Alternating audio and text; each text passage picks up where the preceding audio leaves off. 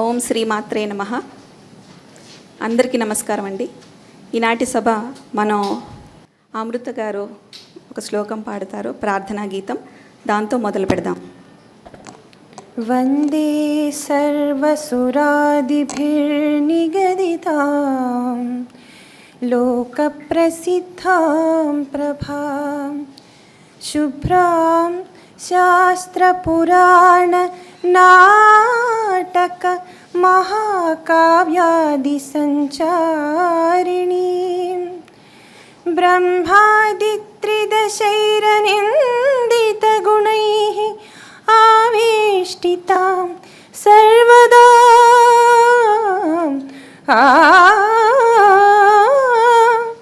నానాభూషణభూషితాం నతజనాభీష్టప్రదాం భారతీ.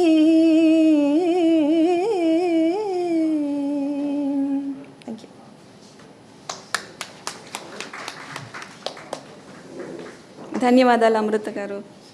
చాలా చక్కటి ప్రారంభం. మీ అందరినీ చూస్తుంటే చాలా ఆనందంగా ఉంది. నా పేరు శ్రేష్ఠ జొన్నలగడ్డ. నేను రాజాగారి పెద్దమ్మాయిని. మా అమ్మ పద్మావతి, మా చెల్లెలు కీర్తన తరఫున మీ అందరికీ స్వాగతం. ఆపాతమధురం 2వ సంపుటి పుస్తకావిష్కరణ సభకి మా ఆహ్వానాన్ని మన్నించి విచ్చేసిన పెద్దలకి, శ్రేయోభిలాషులకి, సంగీత సాహిత్య ప్రియులకి, మా కుటుంబ సభ్యులకి, ఆత్మీయులందరికీ నా హృదయపూర్వక నమస్కారాలండి. ఆపాతమధురం శీర్షిక వార్తాపత్రికలో మొదలై హాసం పత్రిక వరకు కొనసాగింది. ఇది అందరికీ తెలిసిన విషయమే. అయితే 2017 సంవత్సరంలో ఆపాతమధురం శీర్షికలో వచ్చినవి ఒక 21 సినిమాల నుంచి ఉన్న 108 పాటలతోటి మొదటి సంపుటి విడుదల చేశారు. దాని తర్వాత వరప్రసాద్ రెడ్డి గారు పెద్ద మనసు చేసుకొని ఆయన 2వ సంపుటి నేనే వేస్తాను అని ఆయన చెప్పగా నాన్న వెంటనే మొదలు పెట్టేశారు. అయితే 2021లో ఆయన అనుకోకుండా కాలం చేయడం జరిగింది. కాబట్టి నేను ఆయన పుస్తకం కరెక్షన్స్ బుక్ తీసి చూసేటప్పటికి పయనించే ఓ చిలుక ఎగిరిపో పాడైపోయిన గూడు దగ్గర పెన్సిల్ ఆపి ఉంది. ఇంకా బాధ్యత నాదే కదా. నేను వరప్రసాద్ గారి దగ్గరికి వెళ్ళి, అంకుల్ నేనే కరెక్షన్ చేస్తాను, నేనే చేస్తాను, మీరు ఇంకెవరికి ఇవ్వద్దు, ఎవరి చేత చేయిస్తానంటే అది నేను చేస్తాను. ఆయన ఏమీ అనలేదు. అంటే నా మీద నమ్మకం, నేనెవరూ తెలియదు కూడా కదా. కానీ చిన్నప్పటి నుంచి నాన్నతోటి పనిచేస్తూ ఉన్నదాన్ని, నేనే చిన్న అసిస్టెంట్ లాగా అనుకోండి. స్కూల్ నుంచి వచ్చేటప్పటికి చెంచులక్ష్మి పాటలన్నీ రాసుంచు, నేను కరెక్షన్ చేయాలి. ఆదివారం వచ్చేటప్పటికి పదబంధం చేసుంచు, మనం లేకపోతే పారెడి పాటలు రాద్దాం. ఇలాగా నన్ను చాలా కలుపుకుంటూ ఇన్వాల్వ్ చేసుకుంటూ మన హాసం పత్రిక కూడా నడిపాం. సో నాన్న జర్నీలో, ఆ ప్రయాణంలో నేను ప్రతి చోట నేను ఉన్నాను.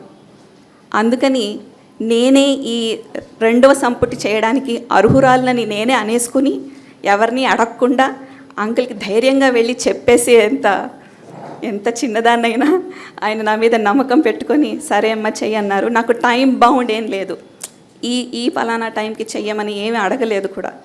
చాలా సంతోషం అంకుల్. ఆయన ఆశ్చర్యపోయారు. నువ్వు ఎలా చేస్తావు, అమెరికాలో ఉంటావు, పిల్లలు, పనులు, జాబ్ చేస్తావు, ఎలాగంటే అయిపోతుంది అంతే, చేసేద్దాం అనుకున్నాను.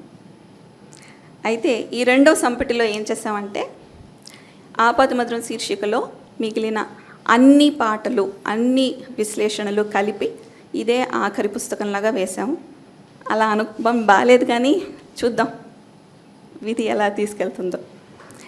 ఈ 2వ సంపుటిలో 49 సినిమాల నుంచి 49 సినిమాల నుంచి 2099 పాటలు ఉన్నాయి. అయితే 1, 2 కలుపుకొని మొత్తం 70 సినిమాలండి. 400 పైచిలకు పాటల తలకు విశ్లేషణ. ఒక చిన్న డిఫరెన్స్ ఉంది కానీ పార్ట్ 1కి పార్ట్ 2కి. రెండో పార్ట్ వచ్చేటప్పటికి నేను ఒక పాఠకురాల్లా చదవడం మొదలుపెట్టాను. అప్పుడు కొంచెం అవుట్డేటెడ్ ఇన్ఫర్మేషన్ లాగా అనిపించింది. నేను ఏమీ మార్పులు చేర్పులు చేయకూడదు కాబట్టి విశ్లేషణలో చిన్న చిన్న అప్డేట్స్, ఎందుకంటే వరప్రసాద్ రెడ్డి గారు చెప్పారు QR కోడ్ పెడదాము, లేటెస్ట్గా ఉంటుంది, ప్రతి పాట చక్కగా స్కాన్ చేసి చూస్తూ వింటూ విశ్లేషణ చదివితే రసానుభూతి మరీ బాగుంటుంది అనగానే దానికి విశ్లేషణ అప్రోప్రియేట్గా కరెక్ట్గా కుదురుతుందా లేదా అని మట్టుకే నేను ఒక పాఠకురాలిగా చదివి చిన్న చిన్న ఎడిట్స్ చేశాను అంతే. కానీ విశ్లేషణను మాత్రం ఏమీ ముట్టుకోలేదు. ఆ విశ్లేషణ కాగా QR కోడ్ యాడ్ చేయడం ఒక లేటెస్ట్ అప్డేట్. తర్వాత QR కోడ్ యాడ్ చేసాం కాబట్టి ఫోటోలు తగ్గిపోతాయే, అయ్యో గ్లామర్ ఏది, పుస్తకంలో గ్లామర్ అంటే పాత ఫోటోలు ఉంటే కదా అని అనుకున్నాం. అయితే సినిమా పోస్టర్లు అప్పట్లో ఉన్నవి పెడితే ఎలా ఉంటుందని ఒక ఐడియా వచ్చింది. సో అది కలెక్షన్ చేయడం మొదలుపెట్టాను. సో ఈ 49 సినిమాలు సినిమా పోస్టర్ ఎలా రిలీజ్ అయ్యాయో ఆ సినిమా పోస్టర్ ప్రతి సినిమాకి మేము ఇంక్లూడ్ చేసాం. అవి కాకుండా ఇంకొన్ని ఐకానిక్ పిక్చర్స్ ప్రతి సినిమాకి అది కూడా ఫుల్ పేజ్ లాగా పెట్టాం. సో దట్ కాస్త గ్లామర్ యాడ్ అయింది. తర్వాత కవర్ పేజ్ డిజైన్, దాని మీద ఏదో నాన్నతోటి ఉన్నప్పుడు ఏదో నా చాదస్తం కూడా రుద్దేసి కవర్ పేజ్ డిజైన్ కూడా చేయడం జరిగింది. సో ఇది నా పాత్ర. విశ్లేషణని ముట్టుకోకుండా నాన్నగారు చేసింది అలాగే ఉంచుతూ ప్రస్తుతానికి అప్డేట్ చేస్తూ లేటెస్ట్గా కొంచెం యాడ్ చేసి ఈ మాత్రం చేయగలిగానండి.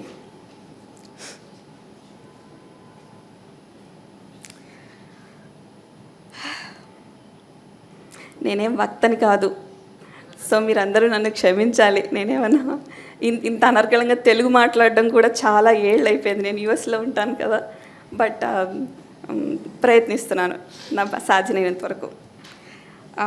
ఇక ఏమాత్రం ఆలస్యం చేయకుండా మనం సభను మొదలు పెట్టేద్దామండి. ఈ కార్యక్రమానికి సారథులైన అతిథుల్ని మనం వేదిక మీదకి ఆహ్వానించేద్దాం. ముందుగా నేటి పుస్తకావిష్కరణ సభకి అధ్యక్షత వహిస్తున్న కిమ్ సన్షైన్ హాస్పిటల్ అధినేత డాక్టర్ గురువారెడ్డి గారిని సగౌరవంగా వేదిక మీదకి ఆహ్వానిస్తున్నాం.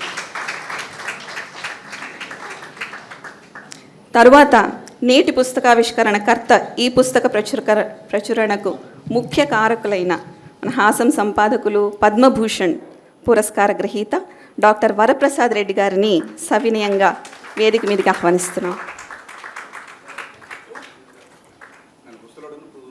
అయ్యో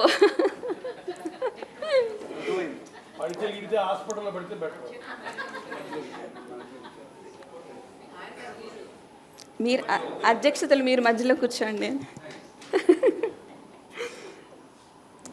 ఏ సమయంలోనైనా మా నాన్నగారికి కానీ నాకు కానీ పాటలకు సంబంధించిన ఆడియోలు అందించి నిరంతర నిస్వార్థ సంగీత సేవకులు, అతి మొహమాటస్తులు మధుసూదన్ శర్మ గారిని హృదయపూర్వకంగా వేదిక మీదకి ఆహ్వానిస్తున్నానండి.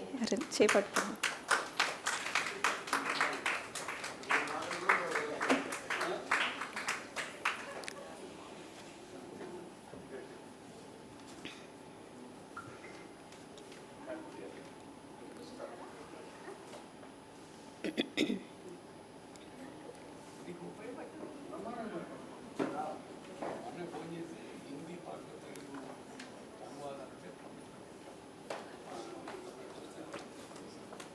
ఈనాటి సభకు విశిష్ట అతిథి మా నాన్నగారికి నాకు కూడా అత్యంత సన్నిహితులైన ప్రముఖ సినీ సంగీత దర్శకులు, బహుముఖ ప్రజ్ఞాశాలి మన ఆర్పి పట్నాయక్ గారిని సాదరంగా వేదిక మీద ఆహ్వానిస్తున్నానండి.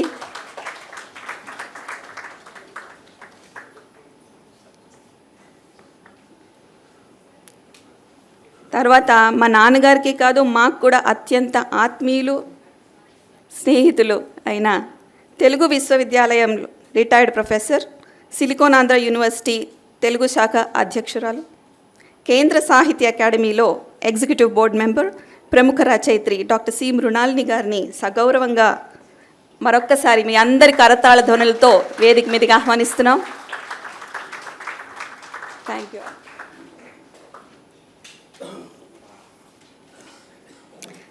అందరికీ మరోసారి మీ కరతాళ ధ్వనులతో స్వాగతం పలుకుదాం. థ్యాంక్ యూ అండి. Thank you. ఒక చిన్న విన్నపం, మీరు మీ మొబైల్ ఫోన్స్ని సైలెంట్లో పెట్టుకుంటే సభకి ఆటంకం కలగకుండా ఉంటుంది. థ్యాంక్ యూ అండి. సో మొదటగా గురువారెడ్డి గారిని సభలు మొదట పెట్టాల్సిందిగా కోరుతున్నాను. ఓవర్ టు గురువారెడ్డి గారు. నాది సైలెంట్ పెట్టుకోవడానికి లేదమ్మా, హాస్పిటల్. ఓకే, మామూలు ఎవరున్నారు తీసుకో.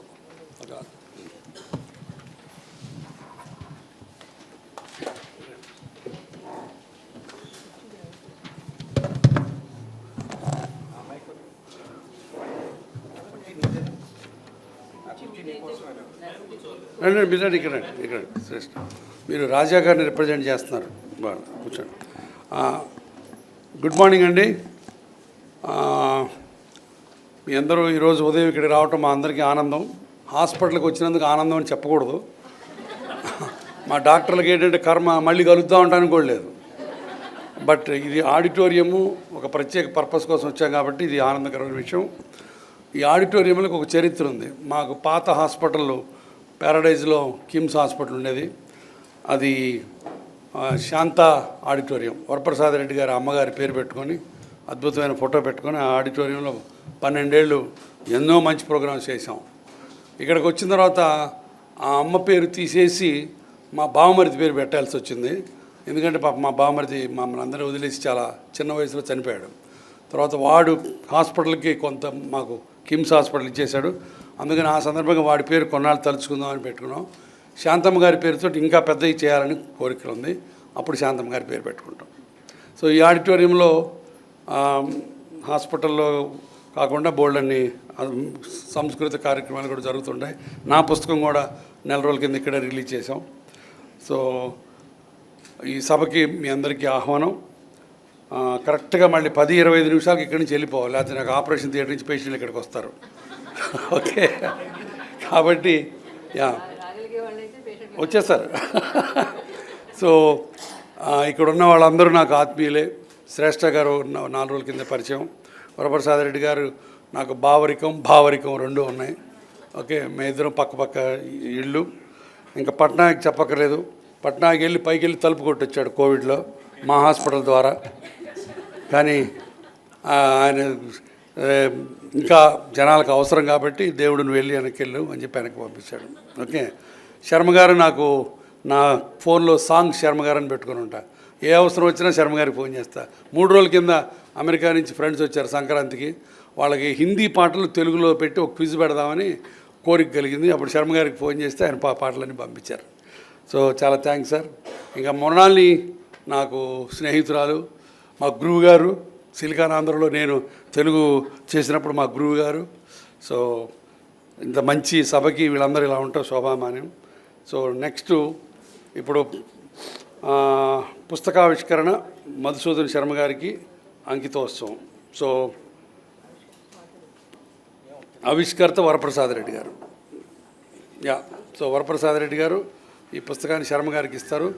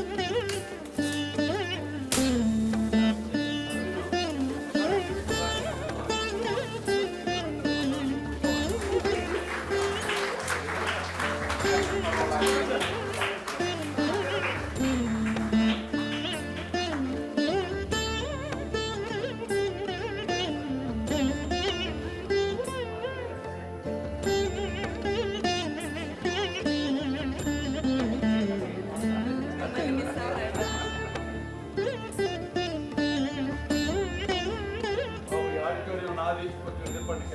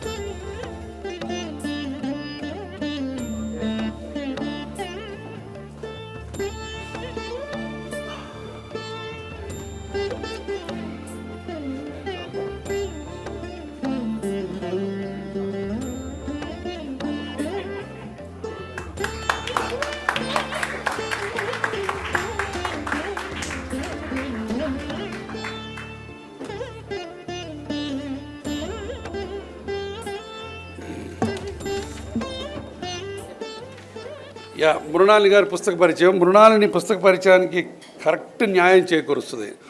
మొన్న నా పుస్తకం దాంట్లో యనమూరి వీరేంద్రనాథ్ గారు ఒక జోక్ చెప్పారు. ఆయన శ్రీనారాయణ రెడ్డి గారిని అడిగారంట, సార్ ఇన్ని పుస్తకాలకు ముందు మాట రాస్తారు మీరు, ఎన్ని చదువుతారా అని.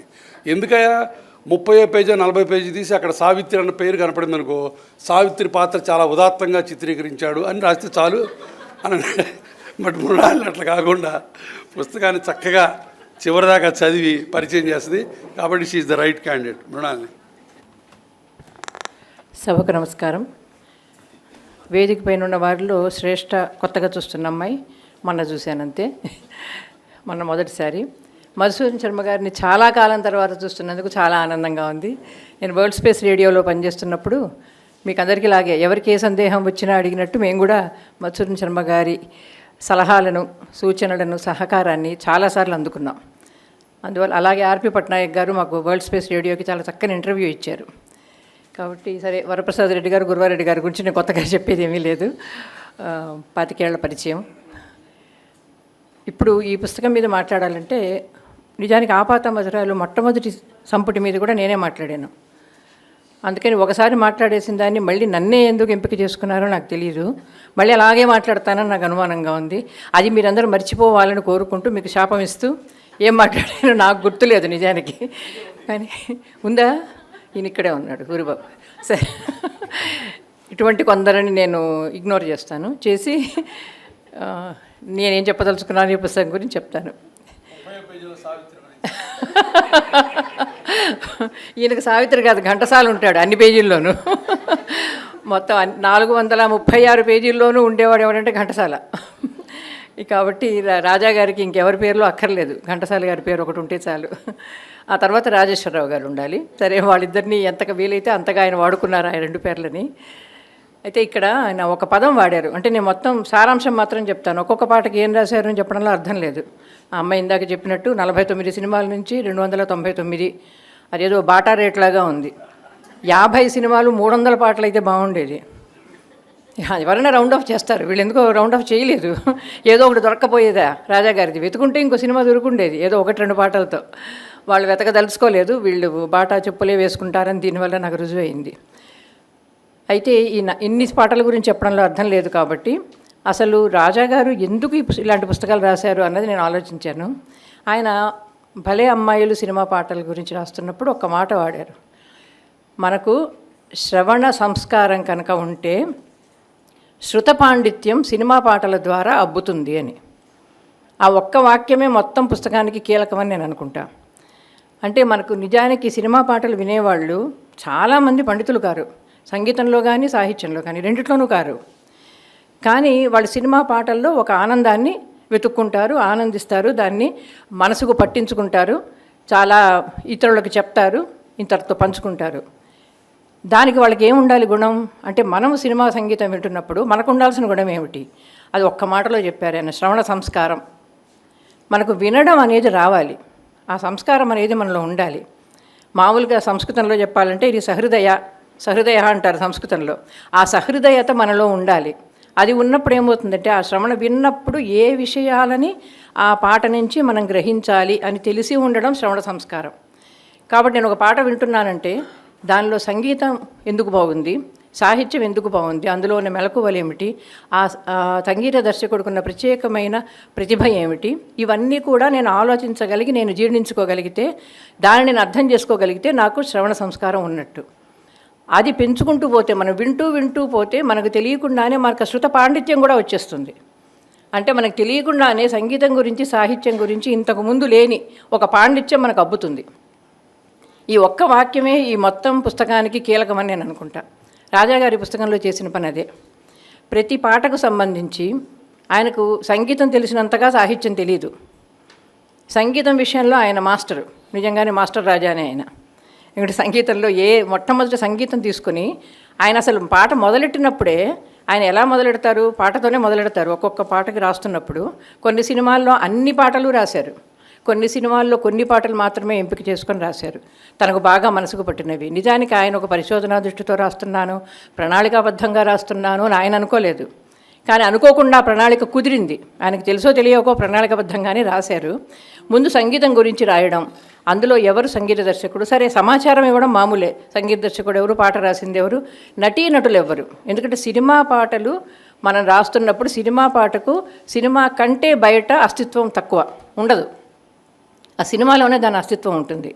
దాని నుంచి బయట కూడా అస్తిత్వం ఉండేంత అందంగా మన పాటలు ఎలా తయారయ్యాయి అని చెప్పదలుచుకున్నారు ఈయన. ఆ సినిమా లేదు, నేను చూడలేదు, కానీ ఆ పాట నేను ఎంజాయ్ చేస్తున్నాను. అది ఎందువల్ల సాధ్యమవుతోంది, ఎందువల్ల అవుతోందంటే అందులో సంగీతము సాహిత్యము రెండు ఈ రకంగా కలిసి ఉన్నాయి కాబట్టి, వాటిలోని ప్రత్యేకత ఇది కాబట్టి, ఒక్కొక్క సంగీత దర్శకుడికి తనదైన ఒక బాణీ ఉంది కాబట్టి, ఆ బాణీని పట్టించే లక్షణాలన్నీ రాజాగారికి కరతలవలకం.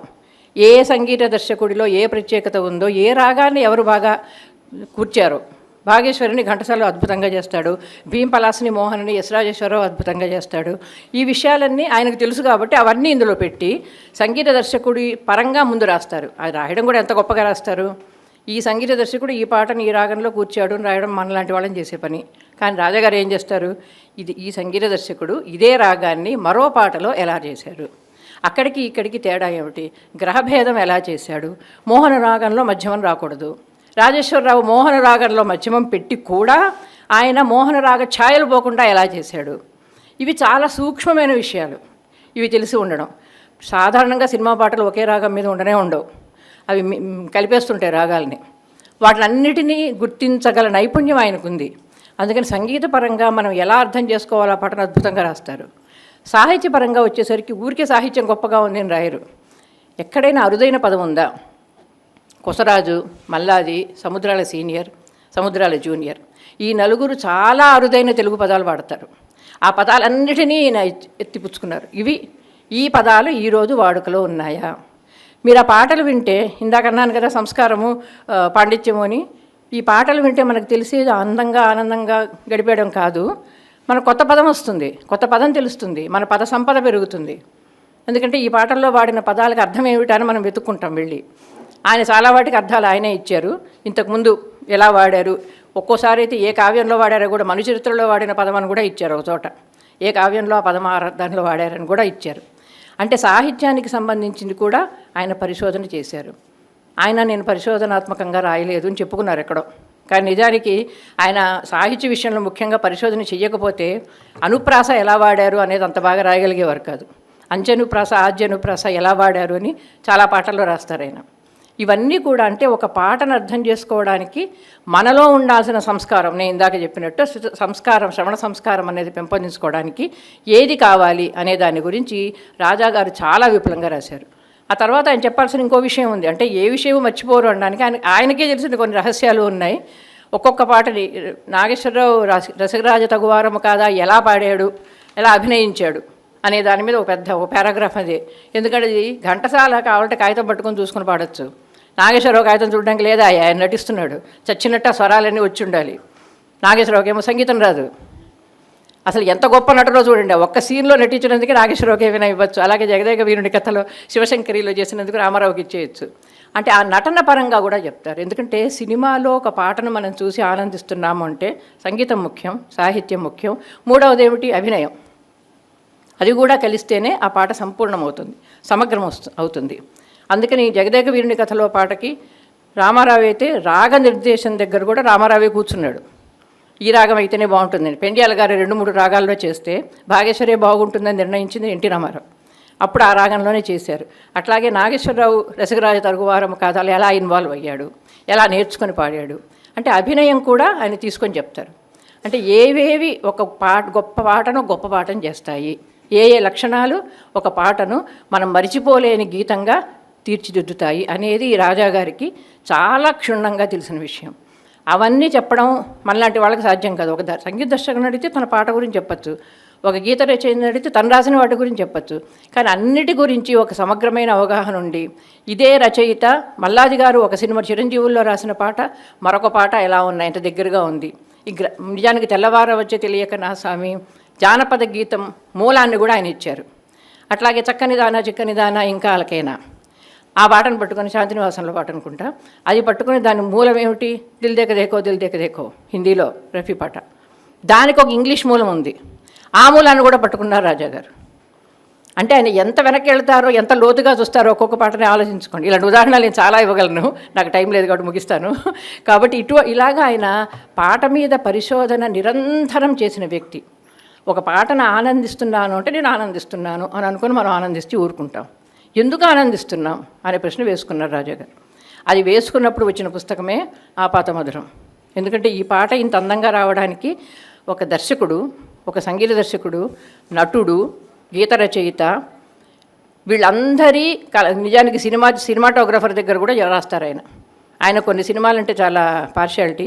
కొన్ని పాటలను ఆయన రాసిన పద్ధతి చూస్తే కనుక మనం కూడా ఆ పాట వినకపోయినా, ఉదాహరణకి ఇది మందార మకరంద మాధుర్యముల రేలు మధుపంబు ఓవునే మదనములకు, భక్త ప్రహ్లాదలో సుశీల, ఆ పాట మీద ఆయన రాసింది చదవండి, మీరు కూడా కళ్ళనీళ్ళుగా అరుస్తూ చదువుతుంటారు ఆ పాట గురించి.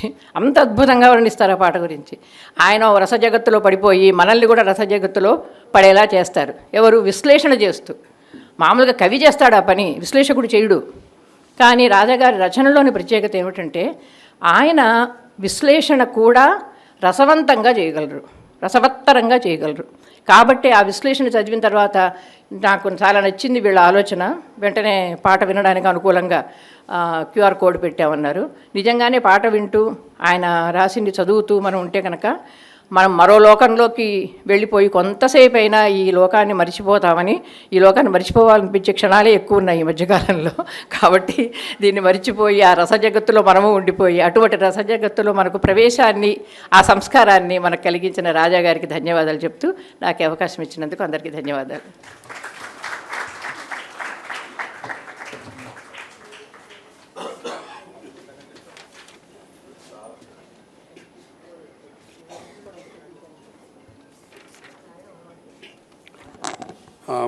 థ్యాంక్స్ మృణాలిని కూడా మాలాంటి వాళ్ళని మనలాంటి సామాన్య మానవులతో ఆమె కలుపుకుంది. అది ఆమె మోడెస్టీకి ఒక హ్యూమిలిటీకి ఒక నిదర్శనం అనుకుంటాను.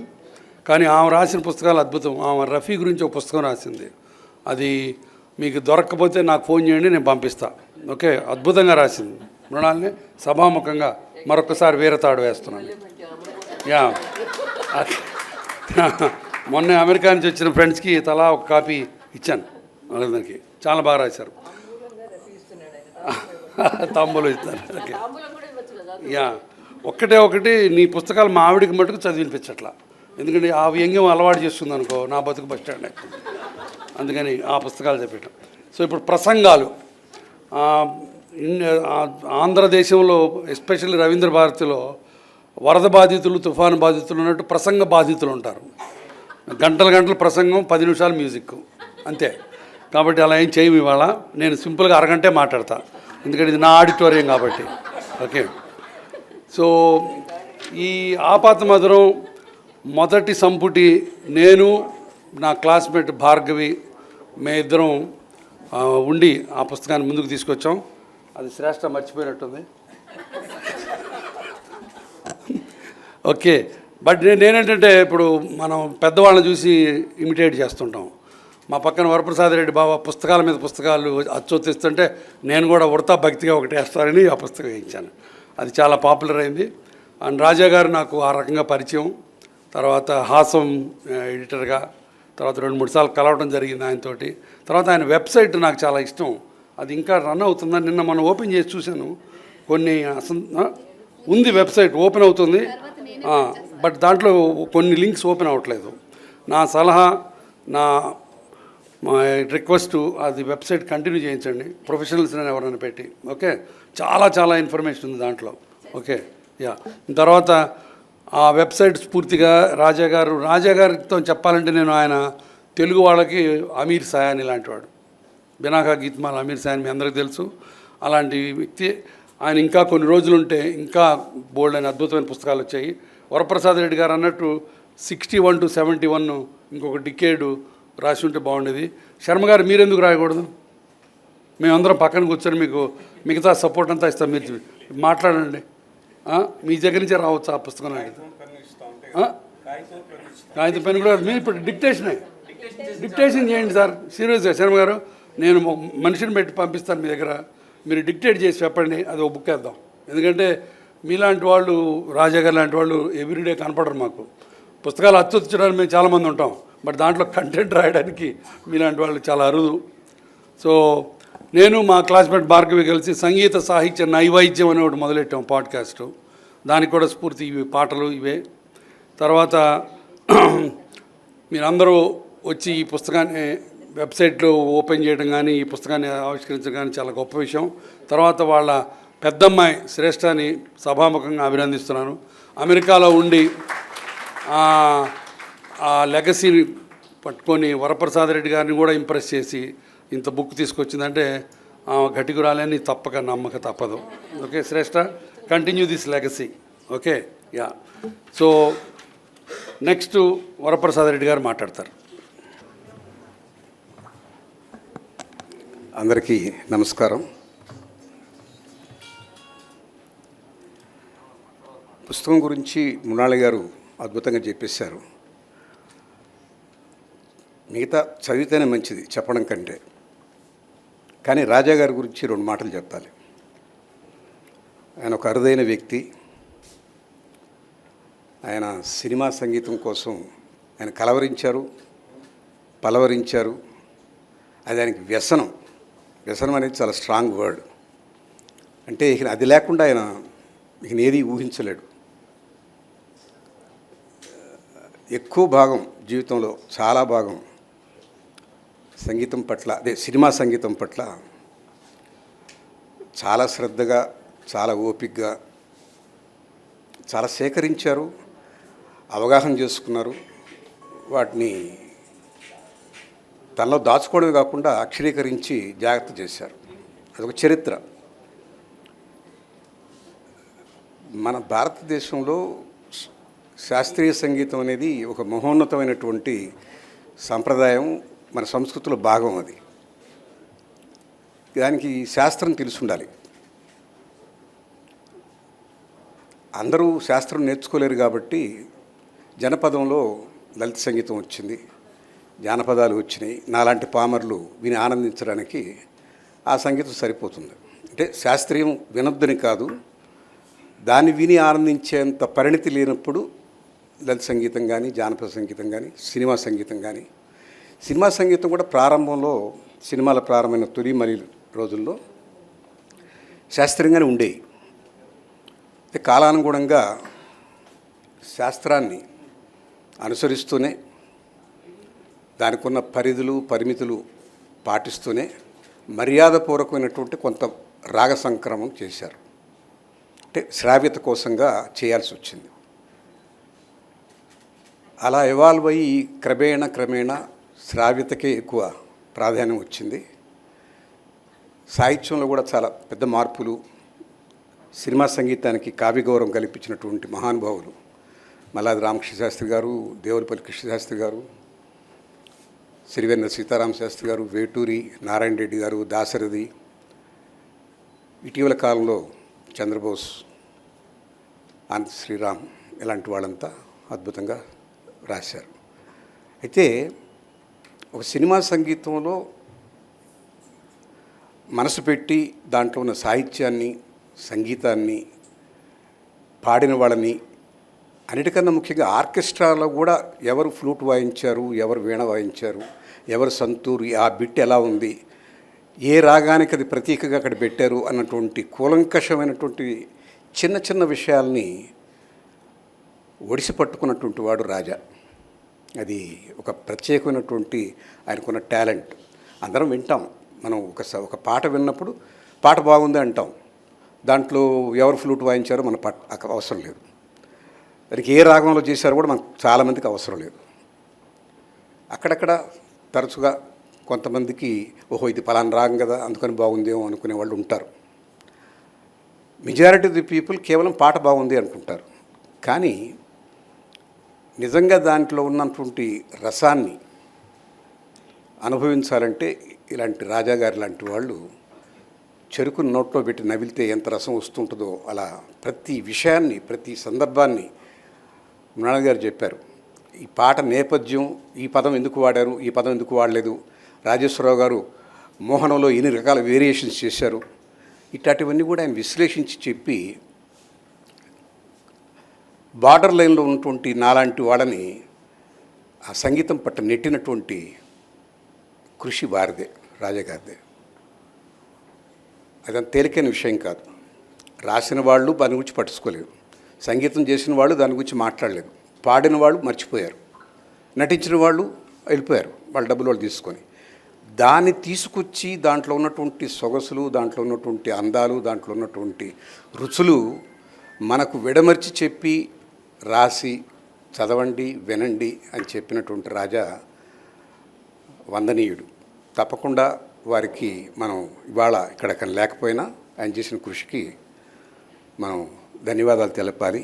దాన్ని జాగ్రత్త చేసి అక్షరీకరించి పెట్టుకోవాలనుకున్నటువంటి వాళ్ళ అమ్మాయి శ్రేష్ఠకి నా అభినందనలు.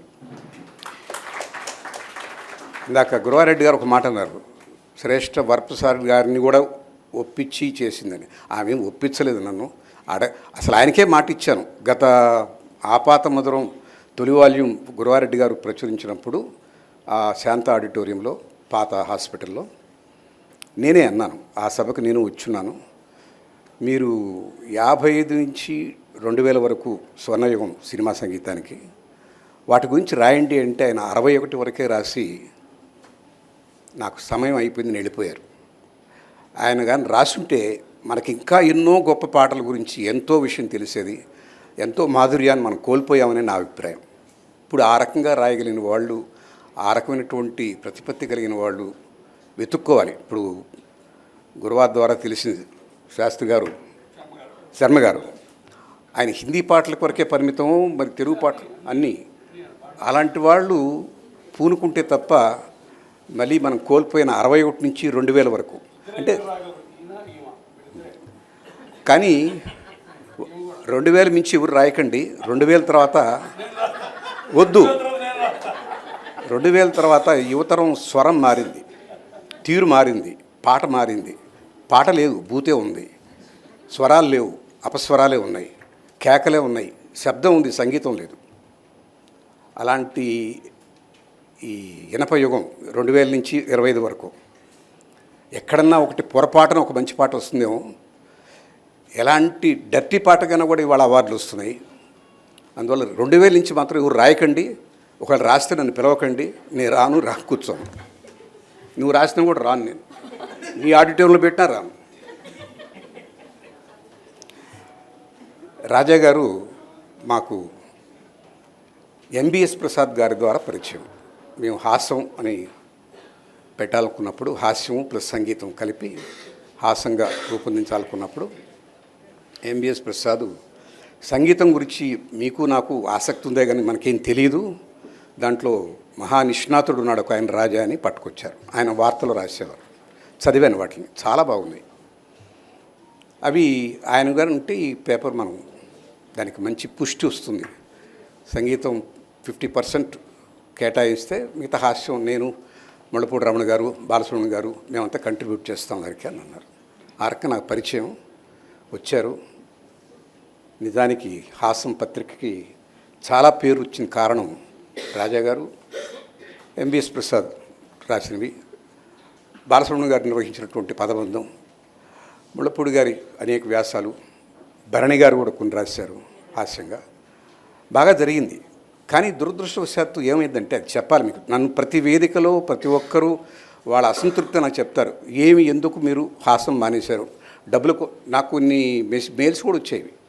డబ్బుల కోసం అంత ఆలోచిస్తారా మీరు, మేము అనుకోలేదే, డబ్బులు ఖర్చు అయిపోతాయని మీరు మానేశారట. అది నిజం కాదు. నిజానికి ఇప్పటికీ హాసం తరపున పుస్తకాలు వేస్తూనే ఉన్నాం. పక్షపత్రికగా రావట్లేదే కానీ దానికి కారణం ఏంటంటే రాజాగారే. ఆయన మధ్యలో ఇది స్వయం ప్రతిపత్తి సాధించలేకపోయింది, సస్టైనబిలిటీ లేదు, నేను ఎవరిని అడ్వర్టైజ్మెంట్లు అడగను, ఆయన ఎవరిని అడిగేవారు కాదు. ఆయన ఎవరిని ఏది అడిగేవారు కాదు. ఆయన అనుకున్న పద్ధతిలో ఆయన రాసుకుపోయేవారు అంతే. అది ఒక లక్షణం, మంచి లక్షణం ఇది. దానికి అడ్వర్టైజ్మెంట్లు వచ్చేవి కావు. సుమారుగా 48 లక్షలు ఖర్చు పెట్టాం. అయినా అది తీరుతెన్ను లేదు. ప్రతి ఒక్కరూ 10 పుస్తకాలు పంపించు, 50 పుస్తకాలు పంపించు, మా స్టాఫ్కి ఒక 40 పంపించు అనేవాళ్ళు, కానీ ఒక్కరు కూడా ₹1 ఇచ్చిన వాళ్ళు లేరు. షాపుల్లో కొనుక్కున్న వాళ్ళే. సెల్ఫ్ సస్టైనింగ్ లేదు కాబట్టి ఎంవిఎస్ ప్రసాద్ గారు దీనికి అడ్వర్టైజ్మెంట్లు ఉండకపోతే కష్టం అని చెప్పని పదే వాళ్ళిద్దరూ, నేను ఇప్పుడు అక్కడికి ఆఫీస్కి వెళ్ళేవాడిని కాదు హాసం, కేవలం నేను దానికి సపోర్ట్గా ఉన్నానే కానీ నిర్వహించింది వాళ్ళిద్దరే, రాజా గారు, ప్రసాద్ గారు. వాళ్ళిద్దరి మధ్య ఈ ఒత్తిడి స్టార్ట్ అయింది. ఈ పత్రిక నడపడానికి మనం అడ్వర్టైజ్మెంట్ తీసుకురాకపోతే కష్టం, వరప్రసాద్ గారు ఎంతకాలం ఈ భారాన్ని మోస్తారని వాళ్ళు నిర్ణయించుకొని దానికి ఒక ఫుల్ స్టాప్ పెట్టేశారు. అంతేగాని నేను పెట్టింది కాదండి, నేను డబ్బులకి వెరిచి వెళ్ళిపోలేదు, ఇవాళకి హాసం తరఫున ఖర్చు పెడుతూనే ఉన్నా. అయితే రాజాగారు లేకుండా హాసం నడపలేము, ప్రసాద్ గారు లేకుండా హాసం నడపలేము. వాళ్ళిద్దరూ 2 కళ్ళు ఎటొచ్చి వాళ్ళ అభిప్రాయాల్లో 2 కళ్ళే మా అమ్మ నా భార్య, కానీ ఒకరినొకరు చూసుకుంటే చాలా వికృతంగా ఉంటుంది. ఈ కన్ను ఒకదాన్ని కూడా చూసుకుంటే నన్ను భరించగలరా మీరు? అలాంటి పరిస్థితి వాళ్ళిద్దరి మధ్య. భావ సారూప్యత లేదు. ఇద్దరూ టాలెంటెడే. ఆయన వరకు ఆయన టాలెంటెడే, ఈయన వరకు ఈయన టాలెంటెడే. నడిపే విధానంలో తేడాలు వచ్చినాయి. మరి వాళ్ళని నేను సయోధ్య చేసేంత సహనము, సమయం, ఓపిక నాకు లేకపోయింది. రాజాగారు ఆయన సంగీతము, ఆ పాట, దాని నేపథ్యం, దానికి సంబంధించినటువంటి వాటిలోనే నిమగ్నం అయిపోయిన వారు. ఆయన దానికోసంగా మిగతా అన్నీ త్యాగం చేసేసారు. ఇది అనవచ్చునా అనకూడదా అని కూడా అనుకోలేదు. మనం 10 మందితో కలిపిపోదామని చెప్పి కూడా అనుకోలేదు. ఏకవీర అని విన్నారు కదా పేరు. అంటే ఏంటంటే ఆయన సామూహిక శక్తి కాదు, తనొక్కడే, తను అనుకున్నదే నిబద్ధతగా ఉండేవాడు. తను అనుకున్న నమ్మిన సిద్ధాంతం కోసమే ఉన్నారు ఆయన. అలాంటి వాళ్ళు జీవితంలో చాలా కష్టపడతారు. ఆయన చాలా కష్టపడ్డాడు. బహుశా ఈయన ఏది పట్టలేదు. దానికి పాట తప్పితే కుటుంబం కాదు, మిత్రులు కాదు, సమాజం కాదు, ఎవరితో ఆయన అడ్జస్ట్ కాలేదు. ఆయన వరకు ఆయన పాట, దానికే పరిమితమై జీవితం అంతా దానికే అంకితం చేసి జీవించిన వ్యక్తి ధన్యుడే. కానీ కష్టం జరగలేదు. హాసం జరిగి ఉండాల్సింది. ఆయన పట్టుదల వల్ల, ప్రసాద్ ఆయనకున్న భేదాభిప్రాయం వల్ల హాసం నడవలేదు. అయినా ఆయన ఎన్నో దగ్గర పనిచేశారు. వార్తలో ఉన్నారు, మా టీవీలో ఉన్నారు, ఎక్కడెక్కడో ఉన్నారు. హాసం ఆ పత్రిక పేరే ఆయన ఇంటి పేరైంది. అందుకు నాకు చాలా సంతోషం, ఆయన కృతజ్ఞత. ఆయన కూడా ఆయనకు వచ్చిన గుర్తింపు కూడా హాసం పత్రికతో ఎక్కువగా. సో అలాంటి వ్యక్తులు ఈ సమాజానికి అవసరం.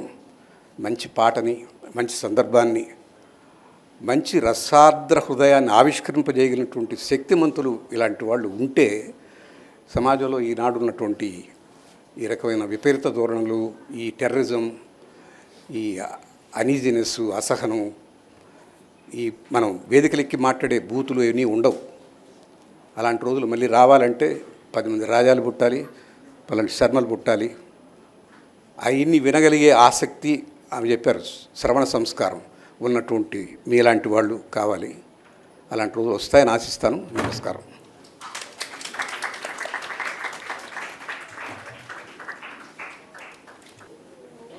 వరప్రసాద్ రెడ్డి గారి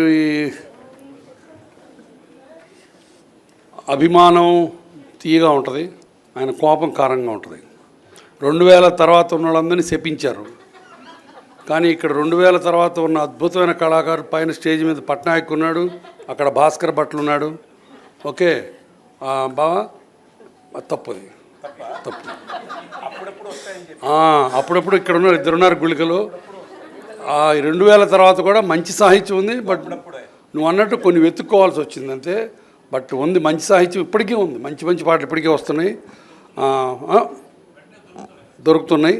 సో ఈ సందర్భంగా భాస్కర్ భట్ల ఒక్కసారి సమోసా పక్కన పెట్టి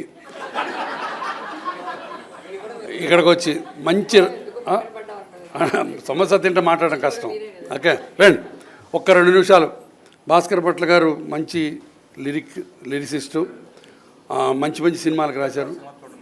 అంటే అవును వాళ్ళిద్దరు ఇష్టపడ్డారు, వంశీ సినిమా, అటువంటి వాళ్ళు మంచి మంచి సినిమాలు, బొమ్మరిల్లు, చాలా మంచి పాటలు రాశారు భాస్కర్ భట్ల.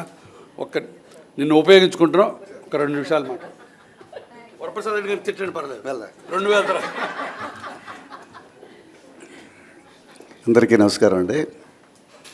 రాజా గారు నాకు బాగా చాలా ఆత్మీయులు. ఎందుకంటే నేను పూర్వాశ్రమంలో జర్నలిస్ట్గా పనిచేశాను, ఈనాడు సంస్థలో దాదాపు 7.5 సంవత్సరాలు. సో అప్పుడు రాజా గారు వార్తలో ఉండేవాళ్ళు. సో ఆ విధంగా రోజు రెగ్యులర్గా కలిసేవాళ్ళం ఆడియో ఫంక్షన్స్లో. ఆయన రాసే రివ్యూలు కూడా బాగుంటాయి, ఆడియో రివ్యూస్. సో ఇప్పుడు ఈ కార్యక్రమం ఆపాదమధురం రాజా గారి పెద్దమ్మాయి శ్రేష్ఠ ఈ పుస్తకాన్ని పూనుకొని వెలువరించడం చాలా గొప్ప విషయం. అలాగే గురువారెడ్డి గారిని, వరప్రసాద్ రెడ్డి గారిని ఎప్పుడో కలిసి ఉంటాను గుర్తులేదు, కానీ చాలా దగ్గరగా చూస్తూ మాట్లాడే అవకాశం. అలాగే శర్మ గారికి నమస్కారం, ఆర్పి గారు. అదే సార్, ఏం మాట్లాడాలన్నా కొద్దిగా కష్టంగా ఉంటుంది. మృణాలిని గారు చాలా బాగా మాట్లాడారు. అందరికీ పేరు పేరున ధన్యవాదాలు తెలియజేసుకుంటూ, ఇందాక గురువారెడ్డి గారు అన్న టాపిక్ వస్తే 2000 సంవత్సరం నుంచి కూడా ఒక 90s 2000 ఆ ఏరియాల్లో ఆ టైంలో వచ్చిన పాటలు విని నేను కూడా సిగ్గుపడుతుంటాను. సిగ్గుపడి అలా సిగ్గుపడకుండా ఈ జనరేషన్ పాటలు వినాలంటే ఏం చేయాలని ఆలోచిస్తూనే రాస్తున్నాం ఈ జనరేషన్లో. ఎందుకంటే ఈ సంవత్సరం కూడా నేషనల్ అవార్డు వచ్చింది, చాలామందికి వస్తున్నాయి ఈ జనరేషన్ ఉన్న వాళ్ళకి. ఒక వేటూరు గారి తర్వాత అశోక్ తేజ్కి కానీ, రావాల్సినంత రాని మా సీతారామ శాస్త్రి గారు కానీ, ఆయన నేషనల్ అవార్డుకి అన్ని విధాలుగా అర్హుడు. ఆయన 2000 సంవత్సరంలో మొన్నమంటి వరకు ఉండి రాసిన ఆయనే. సో మనం 2000 సంవత్సరం నుంచి నిషేధిస్తే సీతారామ శాస్త్రి గారు నిషేధించాలి, అది అసలు మంచిది కాదు. అలాగే నేను గర్వంగా చెప్పుకునే పాటలు కొన్ని రాశాను. ఒకలాలన ఒక దీవెన అని జోచ్యుతానందర్ సినిమాలో కళ్యాణ్ మాలిక్ గారు సంగీతం. ఈ సందర్భంగా ఒక్కసారి ఆ లైన్లు చెప్పి ముగిస్తాను.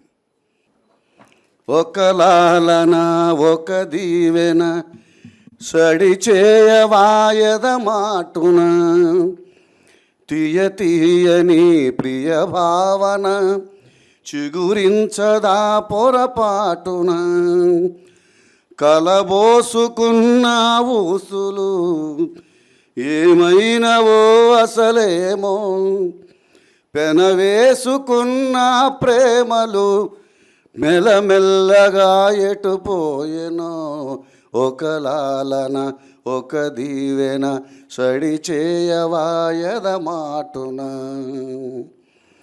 ఇంతకాలం దాచుకున్న ప్రేమని హాయిని కాలమేమి దోచుకోదు ఇమ్మని పెదవంచు మీద నవ్వుని ఊహించుకోవడం నీ పని నీ మౌనమే మాట్లాడితే దరి చేరుకోదామని ఒక లాలన ఒక దీవెన సడి చేయవాయద మాటున అందనంత దూరమేలే నింగికి నేలకి వాన జల్లే రాయబారం వాటికి మనసుంటే మార్గం ఉండదా ప్రతి మనిషి నీకే చెందడా ఈ బంధమే ఆనందమే నువ్వు మోసుకెళ్ళే సంపద ఒక లాలన ఒక దీవెన సడి చేయవాయద మాటున. ధన్యవాదాలు అందరికీ నమస్కారం తెలియజేసుకుంటూ మహామహులోని వేదిక మీద నన్ను పిలిచి ఆహ్వానించి మాట్లాడించినందుకు గురువారెడ్డి గారికి ప్రత్యేక ధన్యవాదాలు తెలియజేసుకుంటూ సెలవు. శర్మ గారు. దాదాపు ఒక 1 year పైన అయిందండి. శ్రేష్ఠ గారు ఒకసారి ఫోన్ చేసి ఒక పాట మా నాన్నగారు రాశారండి, ఆ పాట అయితే ఆయన కలెక్షన్లో లేదు, నాకు మీ దగ్గర ఉంటే పంపగలరా అని అడిగారు. అంటే ఏ పాటమ్మా అంటే చెప్పారు. చెప్తే ఉందమ్మా నా దగ్గర ఆ పాట అని చెప్పి నేను పంపించాను. తర్వాత ఆ సందర్భంగా నేను అడిగాను అన్నమాట. అప్పుడు ఈ రాజాగారు ఆపాత మదనం 2వ వాల్యూమ్ చేస్తున్నారు కదమ్మా, అది ఏమైంది అని అంటే, నేను చేస్తున్నా అంకుల్, అందుకోసమే ఇది అడిగాను అది అని. తర్వాత ఆ పాట పంపించిన తర్వాత కొన్ని ఆమెకు డౌట్స్ వస్తే అడిగారు. అప్పుడప్పుడు ఫోన్లు చేసి అడుగుతుండేవాళ్ళు ఆ డౌట్స్, నేను క్లియర్ చేస్తుండేవాడిని. తర్వాత దాదాపు 3 weeks బ్యాక్ నాకు ఫోన్ చేసి మాట్లాడినప్పుడు, అమ్మ ఏమైంది పుస్తకం అయిందా అంటే, అయిపోయింది ఏంటి అంకుల్, అది ప్రింటింగ్ కూడా అయిపోయింది, ఓపెనింగ్ సెరమనీ రిలీజ్ సెరమనీ కూడా పెట్టుకున్నాము, 21వ తారీఖు నేను హైదరాబాద్ వస్తున్నానని చెప్పారు. మంచిదమ్మా, ముందు వాల్యూమ్ నాకు డెడికేట్ చేశారు, ఈ వాల్యూమ్ అన్నా కనీసం వరప్రసాద్ రెడ్డి గారి కానీ లేకపోతే గురవారెడ్డి గారి కన్నా ఇచ్చావా అంటే, లేదమ్మా, లేదండి ఇది కూడా మీకే అన్నారు. అంటే ఏందమ్మా ఇట్లా చేసామంటే, మా నాన్నగారి కంటే మేము చాలా ఇష్టం అండి, అందుకని ఈ పుస్తకం కూడా మీకే ఇస్తున్నామని చెప్పారు. చాలా కష్టపడ్డారు, చెప్పారు ఉద్యోగం చేసుకుంటూ చేస్తున్నా అంకుల్, అందుకని టైం పడుతున్నది, నెమ్మదిగా అవుతున్నది పని అని చాలా సంతోషించాను. ఈరోజు ఆ కార్యక్రమం జరగటం సంతోషంగా ఉంది.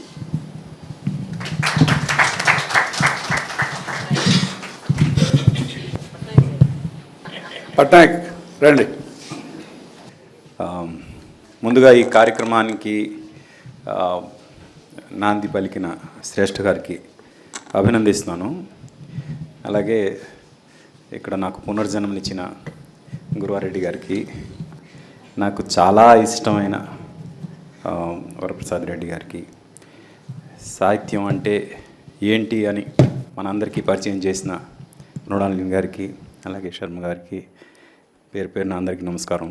నేను అందరికన్నా చిన్నవాడిని, వాళ్ళ పక్కన కూర్చునే అదృష్టం ఇచ్చినందుకు మా తల్లిదండ్రులకు ఫస్ట్ థ్యాంక్స్ చెప్పుకుంటూ,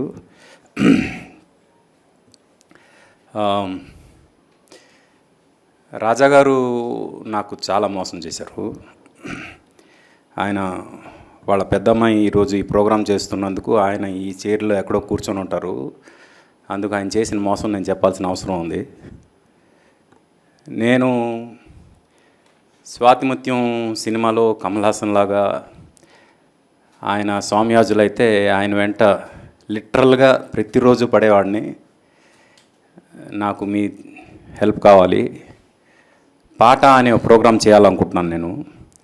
ఆ ప్రోగ్రాంలో అసలు మన సినిమాలో పాట ఎప్పుడు పుట్టింది, ఎలా పుట్టింది అంటే, ఆన్ లొకేషన్ సాంగ్స్ పుట్టిన దగ్గర నుంచి ఈరోజు లేటెస్ట్ రికార్డింగ్ టెక్నిక్స్ వరకు టెక్నాలజికల్గా జరిగిన ట్రాన్స్ఫర్మేషను, ఇన్స్ట్రుమెంటల్గా జరిగిన ట్రాన్స్ఫర్మేషను, కంపోజింగ్ పరంగా జరిగిన ట్రాన్స్ఫర్మేషన్, అలాగే లిరికల్గా జరిగిన ట్రాన్స్ఫర్మేషన్, మొత్తం ఈ ట్రాన్స్ఫర్మేషన్స్ మొత్తం చెప్దాము ఒక ప్రోగ్రాం ద్వారా. క్రొనాలజికల్గా చెప్దాం, అంటే టైం ఫ్రేమ్లో చెప్దాం అని నేను ఒక ప్రపోజల్ పెట్టాను. అది ఆయనకు నచ్చింది. దానికి నేనే యాంకరింగ్ చేస్తాను మొత్తం. అంటే అది ఒక ఆర్కైవ్ లాగా. ఇంకా మన తెలుగు పాట గురించి ఎవరైనా ఏమైనా అడిగితే అది అక్కడ దొరకాలి అనేలాగా ఉండాలి. అలా చేద్దాం ప్రోగ్రామ్, ఎంత లెంత్ వచ్చినా పర్వాలేదు అని నేను లిటరల్గా ఆయన వెంటపడ్డాను. ఐడియా చాలా బాగుంది, తప్పకుండా చేద్దాం అన్నారు. ఆయన అంటూనే ఉన్నారు కానీ నాకు అవకాశం ఇవ్వకుండా వెళ్ళిపోయారు. అందుకు నాకు ఆయన మోసం చేశారు. సార్ మీరు ఎక్కడున్నా ఇది మాత్రం నేను గుర్తుపెట్టుకుంటా. ఎందుకంటే మీకు తెలిసిన ఇన్ఫర్మేషన్ ఏదైతే ఉందో దానిలో కనీసం 5% అయినా ఈ బుక్స్ ద్వారా జనానికి తీసుకొచ్చారో లేదో నాకు తెలియదు. నేనేంటంటే కనీసం ఒక 60-70% అయినా మీ దగ్గర ఉన్న ఇన్ఫర్మేషన్ని ప్రపంచానికి పరిచయం చేద్దామనే ప్రయత్నం చేసి ఆ రోజు మీ వెంట అలా పడ్డాను. కానీ సడన్గా ఒకరోజు మీరు చెప్పకుండా వెళ్ళిపోవడం చాలా బాధేసింది. కొన్ని మీరు రాసినవి కొన్ని ఆల్రెడీ శ్రేష్ఠ గారి దగ్గర పెట్టారు అని చెప్పారు. అవి నేను I will go through them. But what ever said and done, ఇప్పుడు శర్మ గారికి కూడా చెప్తున్నాను సార్, ఏదైనా ఇన్ఫర్మేషన్ ఉంటే మాత్రం దయచేసి లెట్ ఇట్ బి దేర్. అంటే మీ నుంచి నెక్స్ట్ తరాలకి కంటిన్యూ అవ్వడానికి మీ వంతుగా మీరు మ్యాక్సిమం మీరు ప్రపంచానికి ఇచ్చేయండి సార్. మీ తర్వాత తరానికి అది వెళ్ళాలి. వెళ్ళకపోతే అది తప్పు అయిపోతుంది మీ నుంచి. రాజాగారు చేసిన తప్పు మీరు చేయవద్దు. రాజాగారు నాకు చేసిన మోసం మీరు ఎవరికి చేయొద్దు. ఇది ప్రత్యేకంగా నేను చెప్తున్నా. ఎందుకంటే ఇది చాలా అంటే ఆయన జీవితంలో ఎంత డెడికేట్ అయ్యారు పాట కోసం అనేది దగ్గరగా ఉన్న మా అందరికీ తెలుసు. ఇప్పుడు ఇక్కడ సుబ్బారావు గారు, సురేష్ గారు, రవి గారు, భాస్కర్ భట్ల గారు, ఓం గారు, మా అందరికీ క్లోజ్గా చూసాం కాబట్టి మాకు తెలుసు ఆయన దగ్గర ఎంత ఇన్ఫర్మేషన్ ఉందనేది. ఎంత ఇన్ఫర్మేషన్ని ఆయనతో పాటు తీసుకెళ్ళిపోయారన్న ఒక బాధ అయితే డెఫినెట్గా ఉంది. ఆ బాధని నెక్స్ట్ ఎవరైనా అంత ఇన్ఫర్మేషన్ డెఫినెట్గా ఉండేవాళ్ళు తక్కువే ఉంటారు. బట్ డెఫినెట్గా కొద్ది గొప్ప ఇన్ఫర్మేషన్ ఉన్నవాళ్ళు కూడా వాళ్ళ ఇన్ఫర్మేషన్ మ్యాక్సిమం అది ఇది చేయాలి, అంటే డాక్యుమెంట్ చేయాలి అనే ఉద్దేశం. ఈ జనరేషన్ అంతా కూడా ఈ బుక్ ఫార్మేట్ కన్నా ఆడియో విజువల్ ఫార్మేట్కి ఎక్కువ అలవాటు పడి ఉన్నారు. అందుకు ఇలాంటి బుక్స్ని ఏవి ఫార్మేట్లోకి తీసుకొచ్చే ప్రయత్నం కూడా చేయాలని వరప్రసాద్ రెడ్డి గారికి నేను ప్రత్యేకంగా కోరుకుంటున్నా. దాని వరకు నేను ఏ రకంగా మీకు హెల్ప్ అవ్వగలను, I'm there sir for this. Thank you very much. Thanks for this opportunity. Thank you.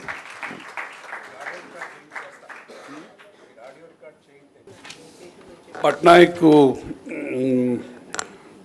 Mrinalini, Sharma గారు వీళ్ళందరూ ఆ పాటని బతికించాలని, ఆ పాటని ఇంకా ముందుకు తీసుకెళ్లాలని తపన వాళ్ళ ఒకరు. పట్నాయక్ ఈ మధ్య భగవద్గీత కదా పట్నాయక్, భగవద్గీత మంచి ఎపిసోడ్, చాలా బాగా చేసావు. నువ్వు నాకు పంపించారని నేను వినడం జరిగింది. డెఫినెట్గా నువ్వు అన్నట్టు పాట అన్న దాని మీద ఆర్కైవ్ చేస్తుంటే చాలా బాగుండేది. అది ఎంత రాజా గారు ఉండు మీరిద్దరు కాంబినేషన్లో నువ్వు అన్నట్టు ఆ టెక్నాలజికల్ ట్రాన్స్ఫర్మేషను, ఒకప్పుడు 100 మంది కూర్చొని ఒకే చోట వాయించడం, ఇప్పుడు ఎవరికి వాళ్ళు వాయించి సింథసైజ్ చేయడం, అది కూడా ఒక గొప్ప టెక్నాలజికల్ ఇది కదా, చాలా బాగుండేది. బట్ మన అదృష్టం దొరికినంతవరకు దొరకటం. సో దాంతో ప్రసంగాలు అయిపోయినాయి, మా కాలం సమీపించింది. సత్కార కార్యక్రమం జరుగుతోంది. మధుసూదన్ శర్మ గారు మా ఆహ్వానాన్ని మన్నించి ఇంత దూరం చాలా కష్టపడి వచ్చారు. చాలా సంతోషం అండి. Thank you very much. Varaprasad Reddy గారు, థ్యాంక్ యూ సో మచ్ అండి. మీ రుణం తీర్చుకోలేను.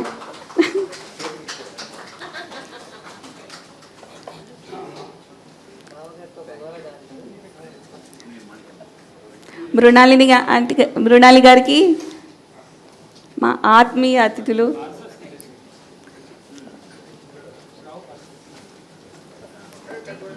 ఇలా నిల్చో.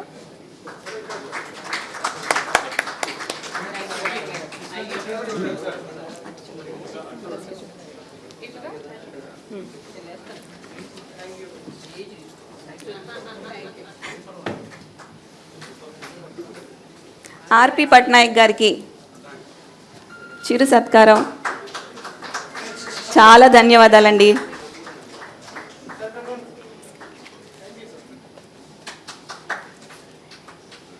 ఈవేళ భాస్కర్ భట్ల గారు ఈవేళ సర్ప్రైజ్గా వారికి వచ్చారు కాబట్టి వాళ్ళకి కూడా ఒక చిరు సత్కారం చేసేద్దాం. చాలా థ్యాంక్స్ అన్నయ్య గారు. మా నాన్నగారు ఊరు శ్రీకాకుళం అతను, సో నాకు ఇంకొక స్పెషల్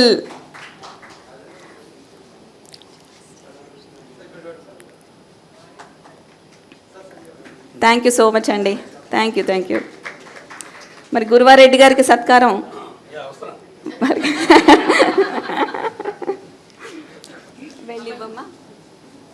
మా అమ్మాయి యుక్త, మా చెల్లెలు కీర్తన చిరు సత్కారం చేస్తారు.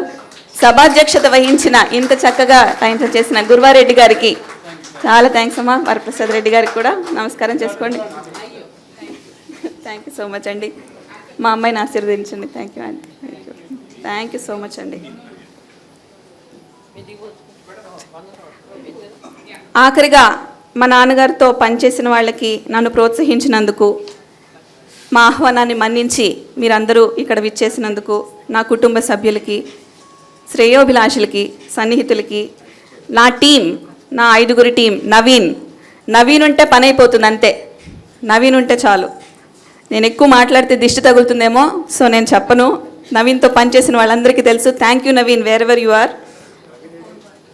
పార్వతి గారు నా చాదస్తాన్ని చాలా భరించారు.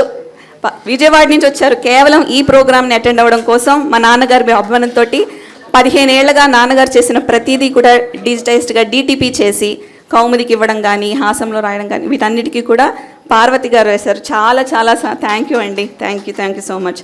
రాజేష్ గారు ఎక్కడున్నారు? రాజేష్ గారికి ప్రత్యేకమైన ధన్యవాదాలు. ఎందుకంటే నేను ఆ కవర్ పేజీ డిజైన్ అది అనుకున్నప్పుడు నేను నిజంగా హిరణ్యకశిపుని వరాల్లాగా అడిగాను.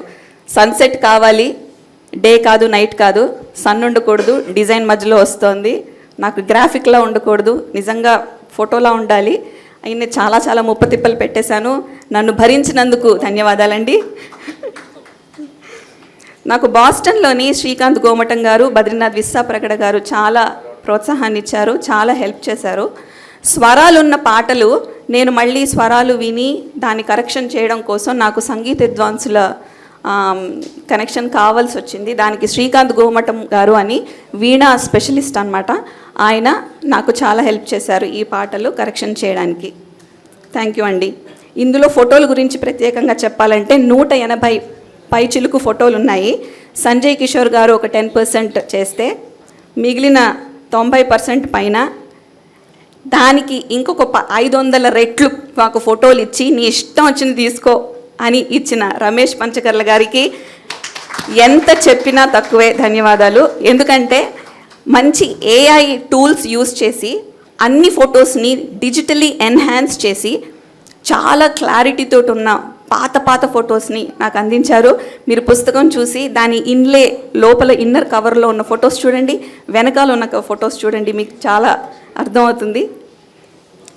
అమృత మహాభాష్యం గారు, చిత్తరంజన్ గారు అమ్మాయి ఇక్కడ ఉన్నారండి, వాళ్ళ నాన్నగారి ఫొటోస్ నాకు ఇచ్చారు.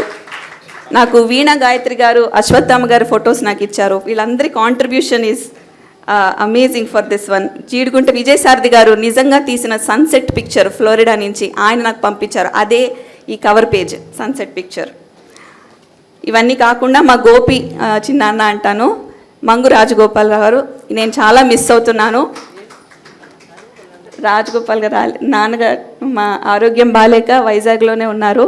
మా శ్రీనివాస్ చిన్నాన్న. సో ఆయన ఒక ఎడిటర్ కళ్ళతో చూసి మళ్ళీ బోల్డ్ తప్పులు ఉన్నాయమ్మా, ఇవన్నీ కరెక్షన్ చేసుకొని ఇలా వెంటనే పంపించగానే ఆయన పంపించారు. సో వీళ్ళందరూ లేకపోతే నేను ఈ పని చేసేదాన్ని కాదు. నేను జస్ట్ నిమిత్త మాత్రం నేను చేస్తాను అని అనుకున్నాను. చేయించిన వాళ్ళందరూ వీళ్ళందరూ చేయించారు, నేనేమి చేయలేదు. నేను జస్ట్ కోఆర్డినేట్ చేసి ఒక ముందుకు తీసుకొచ్చానంతే. వీళ్ళందరూ కాకుండా నేను ఎలా చేశానో అని అనుకుంటే, we can't add days to life, but I added life to my days. అది happened. It happened only because of my life partner, మా ఆయన చక్రవర్తి. నా పిల్లలు ఎంత సహకారం అంటే మా చిన్నోడు నేను లేకపోతే పడుకోడు. అయితే రాత్రి నాతో కూర్చొని ఈ ఇన్ని పాటలు విని 200-300 పాటలు వాడు కూడా నా ఒళ్ళో కూర్చొని విన్నాడు. ఏమో ఫ్యూచర్లో ఏమవుతుందో తెలియదు, కానీ పడింది, సీడ్స్ పడ్డాయి. దానికి ఈ అవకాశం దొరికినందుకు కానీ నేను అదృష్టంగా భావిస్తున్నానండి. ఇవన్నీ కాకుండా నా ఎక్స్టెండెడ్ ఫ్యామిలీ వాళ్ళందరి సపోర్ట్ లేకపోతే మేము మారల్గా ఇంత దూరం వచ్చి ఇంత ధైర్యంగా మాట్లాడగలిగేదాన్ని కూడా కాదు. నేను వక్తని కాదు, బట్ ఏంటో ఎలా మాట్లాడుతున్నానో నాకే తెలియట్లేదు. ఇదంతా జరుగుతోంది ఇలాగా. మా అమ్మ చివరిగా మొదటగా చెప్పాల్సింది అమ్మ. మా నాన్నని సపోర్ట్ చేసింది కాబట్టి ఇక్కడ దాకా వచ్చాం, అంతే. చాలా సంతోషం అండి. Thank you very much for this amazing opportunity and believing in me. మీరు చెప్పినట్టు నేను ఫ్యూచర్లో వెబ్సైట్ కూడా నేను కంటిన్యూ చేసి దాన్ని ఇంకా ఒక ఆర్కైవ్ లాగా తప్పకుండా చేస్తాను. ఇది నా promise. Thank you very much. Thank you.